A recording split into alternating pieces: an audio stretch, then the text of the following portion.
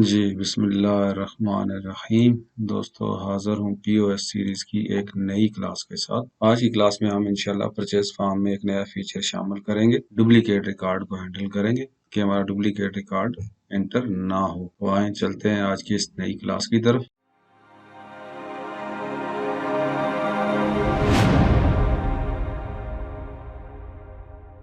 दोस्तों, यहाँ पे हम एक परचेज फॉर्म हमारा अपना एक डिज़ाइन कर रहे थे, उसको बना रहे थे। अगर मैं इसको चला के आपको दिखाऊं तो हमारे पास काफ़ी सारी चीज़ें हमने कर ली थी। यहाँ पे हम ये परचेज फॉर्म मैं चलाता हूँ तो यहाँ पे हमने तमाम क्वांटिटी के इन बटन्स पे माइनस प्लस पे कोड लिख लिया था और टोटल बिल और ये भी हमने मैनेज कर लिए थे। पिछली क्लास में हमने ये तमाम काम किया था। अगर आप यहाँ से शुरू किया तो काइंडली पिछली क्लासेस जरूर देखें ताकि आप एक सीरीज में देख सकें कि हम कैसे डेवलपमेंट कर रहे थे, एक पीओएस सिस्टम हम कैसे बना सकते हैं। तो यहाँ पे हमें प्रॉब्लम ये आ रहा था, जिस तरह आप ये देखें यहाँ पे हमारे पास 3 प्रोडक्ट्स हैं, इंपीरियल लेदर है, बेंसन है, ब्रावो है, जो भी है। अब दोबारा से हम फर्ज किया हम स्कैन करते हैं या इस जो हमने अपने प्रोडक्ट की लिस्ट बनाई है इसके अंदर से हम दोबारा ही एक, अगर फर्ज किया मैं बिग एप्पल पे क्लिक करना चाहता हूँ तो गलती से मैं बेंसन के ऊपर जो है वो क्लिक कर लेता हूँ, जो प्रोडक्ट हमारी इसके अंदर ऑलरेडी शामिल है। तो मैं जब इस पे डबल क्लिक करता हूँ तो ये प्रोडक्ट हमारी नए सिरे से यहाँ पे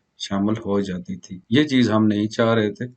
हम ये चाह रहे हैं कि अगर ये प्रोडक्ट जिस पे मैंने क्लिक किया है ये प्रोडक्ट ऑलरेडी हमारे बिल में शामिल है तो सिस्टम हमें मैसेज दे कि ये प्रोडक्ट ऑलरेडी आपके बिल में शामिल है, आप इसकी क्वांटिटी इनहांस करना चाहते हैं या नहीं। ये मैसेज खैर हमारे अपने एक स्ट्रक्चर पे है। कई दफा ऐसा होता है कि आप डबल क्लिक दोबारा से करते हैं तो वो ऑटोमेटिकली उसकी क्वांटिटी इनहांस कर देता है। लेकिन उस पर थोड़ा सा मसला ये आता है कि अगर गलती से आपने फर्ज किया बेक पार्लर है इस पे क्लिक करना चाहते थे, आपने गलती से बेंसन पे कर दिया तो उसकी क्वांटिटी वो इनहांस कर देगा और आप ये समझेंगे कि आपने बेक पार्लर पे ही क्लिक किया तो वो आगे चला जाएगा। तो उसमें बिल के अंदर गलती आ सकती है। इसलिए हम यहाँ पे सिनेरियो अपना ये बनाएंगे कि हम जब एक प्रोडक्ट पे क्लिक करें, अगर वो प्रोडक्ट ऑलरेडी यहाँ पे मौजूद है तो हमें एक मैसेज दे कि ये आप दोबारा से ये प्रोडक्ट ऐड करना चाह रहे हैं। तो क्वांटिटी आप उसकी इनहांस कर दें यहीं पे। अगर आप नो करेंगे तो ये क्वांटिटी इनहांस नहीं करेगा, अगर आप यस करेंगे तो ये क्वांटिटी उसकी इनहांस कर देगा। तो आज की क्लास में हम इंशाल्लाह ये वाला फीचर इसमें शामिल करेंगे। इसको मैं डिलीट करता हूँ यहाँ पे, ये हमारा डिलीट हो जाएगा। अब यहाँ पे मैं इसके डबल क्लिक पे फिलहाल ही कोड लिखूंगा।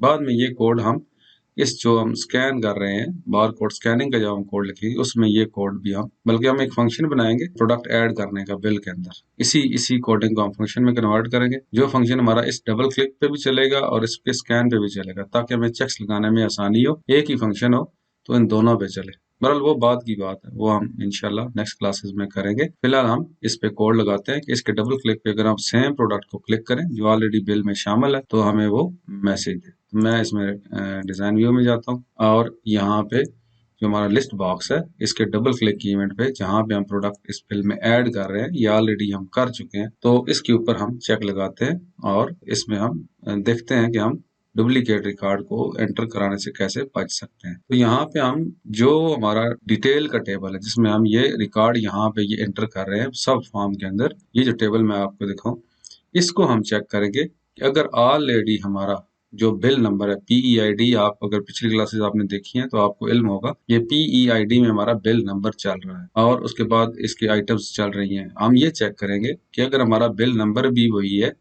और आइटम आईडी भी वही है जो हमने अभी क्लिक किया है, हम सेम बिल पे और दोबारा से हम आइटम आईडी वही क्लिक करते हैं तो उसकी क्वांटिटी को हम इनहांस करना चाहते हैं तो हम यहाँ पे कोड लिखेंगे, इसको कैटर करेंगे। इसके लिए हमें रिकॉर्ड सेट जो है वो बनाना पड़ेगा। तो मैं परचेज फॉर्म में जाता हूँ, इसको क्लिक करता हूँ और इसका मैं कोड खोलता हूँ। यहाँ पे हम मेन रिकॉर्ड अब सेव कर चुके हैं। उसके बाद यहाँ पे हम एक अपना रिकॉर्ड सेट बना रहे हैं तो यहाँ पे मैं एक जगह अपनी बनाता हूँ, ये नीचे वाले को हम दोबारा एल्स के अंदर शामिल करेंगे। तो यहाँ पे मैं अपना जो रिकॉर्ड सेट है वो एक अपनी मर्जी से बनाऊंगा ताकि मुझे पता चले कि मैं कौन सी आइटम पे मैंने क्लिक किया है। तो मैंने यहाँ पे set R S is equal to db dot open record set.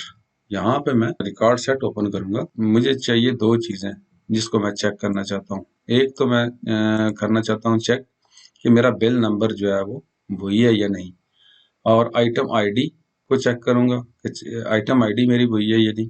और उसके बाद मैं उसको क्वांटिटी के अंदर प्लस माइनस करूंगा। लिहाजा मुझे जो मेन दो चीजें चाहिए इसके रिकॉर्ड सेट के अंदर, ये तो मैं चेक में लगाऊंगा, लेकिन रिकॉर्ड सेट में मुझे दो ही चीजें चाहिए, आइटम आईडी में उठाऊंगा और क्वांटिटी उठाऊंगा। अब मैं यहाँ पे रिकॉर्ड सेट जो अपना बनाता हूँ, यहाँ पे मैं इसकी कोडिंग जो है वो खोलता हूँ। रिकॉर्ड सेट के अंदर मैं दो चीजें ये उठाता हूँ। यहाँ पे मैं लिखता हूँ सिलेक्ट, ब्रैकेट्स में ही डाल लूँ, हालांकि हमने वैसे स्पेस नहीं दिया है, लेकिन एहतियातन जो है आइटम अंडरस्कोर आईडी, और दूसरी मैं क्या चीज उठाऊंगा, क्वांटिटी।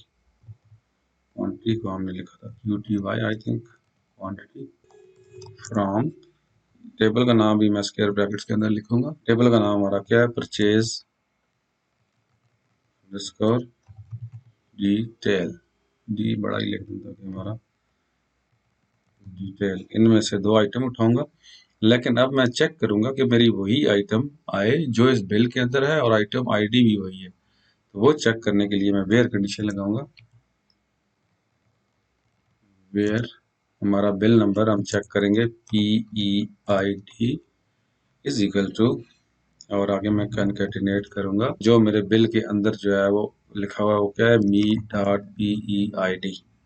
एक तो बिल नंबर हमारा वही हो जो मैं सर्च करना चाहता हूँ, और दोबारा मैं एक एंड कंडीशन यहाँ पे इसको एम्परसेंड करूंगा और फिर कोटेशन मार्क में शुरू करूंगा, और यहाँ पे फिर मैं लिखूंगा एंड, और दूसरी क्या चीज़ मेरी होनी चाहिए, स्क्वायर ब्रैकेट्स के अंदर ही लिखते हैं item underscore ID is equal to, फिर मैं कोटेशन मार्क क्लोज करूंगा और फिर इम्परसेंट के साथ मेरा जो आइटम आईडी कहाँ से आ रहा है, वो मेरा जो मैं ये बिल पे यहाँ पे क्लिक करूंगा, डबल क्लिक करूंगा, यहाँ से जो आइटम आईडी मेरा उठेगा उसको मैं मैच करूंगा कि जिस आइटम आईडी में मैंने क्लिक किया है, क्या ये आइटम आईडी वही है जो ऑलरेडी बिल में शामिल है। तो इसी को मैं यहाँ पे जो फॉर्म के अंदर है,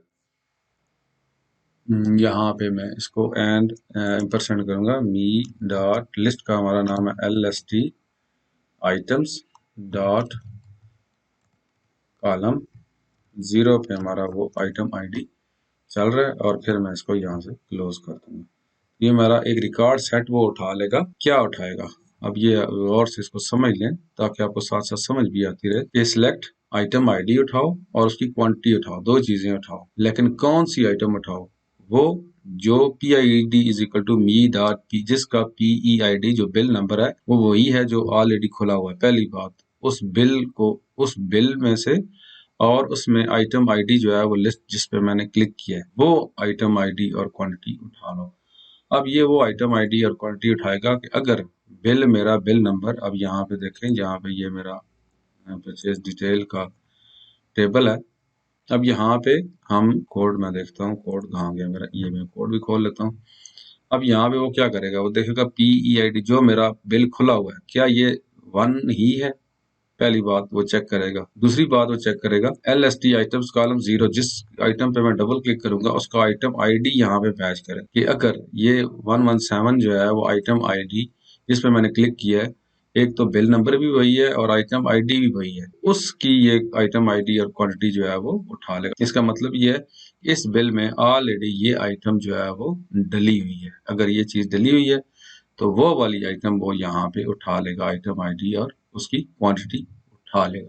उम्मीद है ये आपको समझ आ गई होगी। अब अगर तो ये आइटम उसको मिल गई, इसी बिल के अंदर वो आइटम डली हुई है, तो वो अपने पास उसका एक रिकॉर्ड सेट में वो आइटम रख लेगा, तो हमारा रिकॉर्ड काउंट जो है वो 1 हो जाएगा। अगर उसको आइटम मिल जाती है तो रिकॉर्ड काउंट हमारा 1 हो जाएगा, मिल गई है। और अगर उसको नहीं मिलती तो रिकॉर्ड काउंट में कोई चीज नहीं आएगी, यानी कि वो 0 होगा। तो हम यहाँ पे इफ कंडीशन के जरिए चेक कर लेंगे, इफ RS डॉट, इसकी एक प्रॉपर्टी होती है record count it is greater than 0। अगर उसको 0 से ज्यादा रिकॉर्ड मिले, यानी कि उसको कोई ना कोई रिकॉर्ड मिल चुका है, देन अगर उसको कोई रिकॉर्ड मिला है तो हम यहाँ पे क्या करेंगे, हम अपने जो रिकॉर्ड सेट है उसको अमेंड कर देंगे और उसको सेव कर देंगे। यानी कि उसको आप यूजर, बल्कि आप पहले यूजर से पूछ लेते हैं कि क्या वो इसकी क्वांटिटी इनहांस करना चाहता है, तो एक इफ वाला मैसेज बॉक्स उसको देंगे जिसमें दो बटन होंगे, यस और नो का। अगर वो यस प्रेस करेगा तो उसकी क्वांटिटी हम इनहांस कर देंगे, और अगर वो नो प्रेस करेगा तो हम कुछ भी नहीं करेंगे। अगर वो नो कर देता है ज़ाहिर है तो वहां से एग्जिट हो जाना चाहिए, बल्कि उस पर हम कोड ही नहीं लिखेंगे तो ऑटोमेटिकली एग्जिट हो जाएगा। तो यहाँ पे मैं बनाता हूँ इफ मैसेज बॉक्स में हम उसको पहले मैसेज देते हैं, item already added to bill में ऑलरेडी आइटम जो है वो ऐड हो चुका है, वो है do you want to enhance its quantity, आप उसकी क्वांटिटी इनहांस करना चाहते हैं या नहीं, ये उसको मैसेज आ जाएगा। और उसके बाद मैं बताऊंगा कि उस जो मैसेज बॉक्स है उस पे बटन कितने होंगे, उसमें मैं लिखूंगा वीबी यस नो, 2 बटन होने चाहिए। ये मैसेज बॉक्स मेरा डिस्प्ले हो जाएगा। अगर इसका result is equal to VB yes है, वीबी यस, देन अगर वो यूजर यस प्रेस करता है तो यहाँ पे मैं कोड लिखूंगा। इसमें मैं इफ में क्या लिखूंगा, सबसे पहले मैं जो रिकॉर्ड सेट है मेरा उसको एडिट कर लूंगा। एडिट में मैं क्या करूंगा, R S sign of exclamation, record set में मेरा जो है वो टेबल का जो क्वांटिटी का नाम है क्यू टी वाई है, R S dot sign of exclamation quantity is equal to R S sign of exclamation Q T Y plus 1, उसमें 1 प्लस कर दे। अगर दोबारा से वो यूजर ने यस प्रेस किया किसी क्वांटिटी इनहांस कर दे तो उसमें 1 प्लस कर दे और क्या कर दे, R S dot update, record set को अपडेट कर दे। जब रिकॉर्ड सेट अपडेट होगा तो हमारे टेबल में ये वैल्यू सेव हो जाएगी। और यूजर को दिखाने के लिए मैं क्या करूंगा, मी डॉट परचेज डिटेल सब फॉर्म डॉट रिक्यूरी, जब टेबल में हमारी क्वांटिटी अपडेट हो जाएगी तो जब हम फॉर्म को रिक्यूरी करेंगे तो वो भी अपडेट हो जाएगा, यूजर को नजर आएगा कि मेरी क्वांटिटी इनहांस हो चुकी है। तो इसको मैं आर एस डॉट, अब हमारा आर एस का काम नहीं रहा, क्लोज कर दूंगा और set R S is equal to nothing कर दूंगा। और यहाँ पे इस इफ का मैं जो मैसेज बॉक्स वाला है उसको एंड इफ कर दूंगा। दूसरे पे हमें कोड नो पे लिखने की जरूरत ही नहीं है क्योंकि नो वो ऑलरेडी प्रेस करेगा तो हमारा आगे चला जाएगा। अब आगे हम क्या करेंगे, आगे अब यहाँ पे देखें इफ मैंने लगाया, if record set is dot count are S dot record count is greater than 0, अगर उसको कोई रिकॉर्ड मिल गया यानी कि वो आइटम ऑलरेडी बिल के अंदर शामिल है तो वो ये काम करे। अगर शामिल नहीं है तो इसका क्या मतलब है, नई प्रोडक्ट वो ऐड कर रहा है। तो यहाँ पे हम जो है इस इफ का हम एक एल्स लगा देंगे, इस इफ का कि इफ अगर रिकॉर्ड काउंट ग्रेटर देन 0 है, उसको रिकॉर्ड मिल गया है यानी कि ऑलरेडी आइटम मिल गई है जो बिल में डली हुई है तो वो ये काम करे। अगर नहीं मिली हुई तो यहाँ पे मैं क्या लगाऊंगा, एल्स। एल्स में मैं क्या करूंगा, एल्स में यहाँ पे आर एस के साथ अगर उसको, पहली तो बात अगर आइटम मिल गई है तो वो इसके अंदर जाएगा, अगर नहीं मिली तो वो इस कोडिंग को छोड़ देगा और डायरेक्टली एल्स के बाद आ जाएगा। यहाँ पे ऑलरेडी हमने कोड लिखा हुआ है कि परचेज डिटेल को हमने रिकॉर्ड सेट परचेज डिटेल का बनाया और उसमें ऐड न्यू हमने ये सारा कुछ कर दिया। और यहाँ पे जब हम रिक्यूरी के बाद यहाँ पे मैं कर दूंगा एंड इफ, यहाँ पे ये एंड इफ हो जाएगा। इसको मैं एक टैब दे देता हूँ ताकि ये हमारा जो है वो यहाँ से पता चले कि ये इफ यहाँ पे आया। If record set greater than 0, अगर तो आइटम मिल गई है ऑलरेडी बिल के अंदर शामिल है तो ये काम करे। अगर ऑलरेडी शामिल नहीं है, रिकॉर्ड सेट ग्रेटर देन 0 नहीं होगा, वो 0 के बराबर होगा, तो फिर यहाँ से वो शुरू करेगा कोड को प्रोसेस करना और नई आइटम हमारी फीड कर देगा। इसको मैं डीबग करता हूँ और इसको चला के देखते हैं। इसको मैं क्लोज करता हूँ और यहाँ से इस फॉर्म को मैं रन करता हूँ। अब यहाँ पे देखें ऑलरेडी हमारे पास बेंसन पाकिस्तानी जो है वो बिल में शामिल है। मैं दोबारा बेंसन पाकिस्तानी को डबल क्लिक करता हूँ। इसमें शायद आपने स्पेलिंग आई थिंक के गलत लिखा है। मैं डीबग पे जाता हूँ, स्टॉप करते हैं, PUR देखें एक छोटा सा हमने आर मिस किया, PURCHASE परचेज डिटेल, तो उसने एरर दे दिया। मैं दोबारा इसको डीबग, अब देखें ये सिंटैक्स एरर था जो उसमें टेबल के नेम का एरर था, इसको डीबग चेक नहीं कर सकता। यहाँ पे अगर हम ओपन रिकॉर्ड सेट में कोई गलती करते हैं या इफ का एंड इफ नहीं लगाते तो वो तो डीबग चेक कर लेता है। लेकिन अगर आपने क्यूरी या टेबल या उसके कॉलम का नाम गलत लिख लिया है तो वो आपका डीबग चेक नहीं करेगा, इसलिए वो आपको रन टाइम एरर देगा। यहाँ पे मैंने कर दिया। दोबारा हम बेंसन को डबल क्लिक करते हैं। ये देखें, item already added to the bill, do you want to enhance its quantity. इसकी क्वांटिटी आप एनहांस करना चाहते हैं। अब देखें बेंसन पाकिस्तानी की ऑलरेडी कौन सी है, कितनी क्वांटिटी, 3। मैं इसको करता हूँ यस। ये देखें बेंसन पाकिस्तानी के उसने 4 कर दिया है और उसने उसकी प्राइस भी अपडेट कर दी है। अब मैं नया कोई करता हूँ, बोनस 1 kg। ये देखें नया जो आइटम है वो आ चुका है।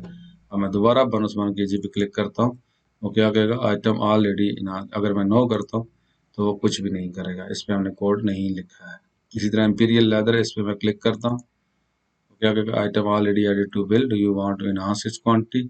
आप यस करते हैं तो उसको क्वांटिटी क्या कर देगा, 3 कर देगा और यहाँ पे उसने अपडेट कर दिया है।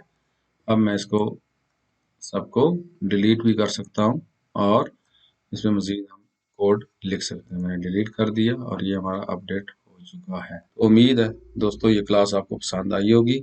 इस तरह हमने आज की क्लास में डुप्लीकेट आइटम को कैप्चर किया है कि ऑलरेडी अगर वो बिल के अंदर शामिल है तो हम उसको ट्रैक कर सकें। तो उम्मीद है ये क्लास आपको पसंद आई होगी।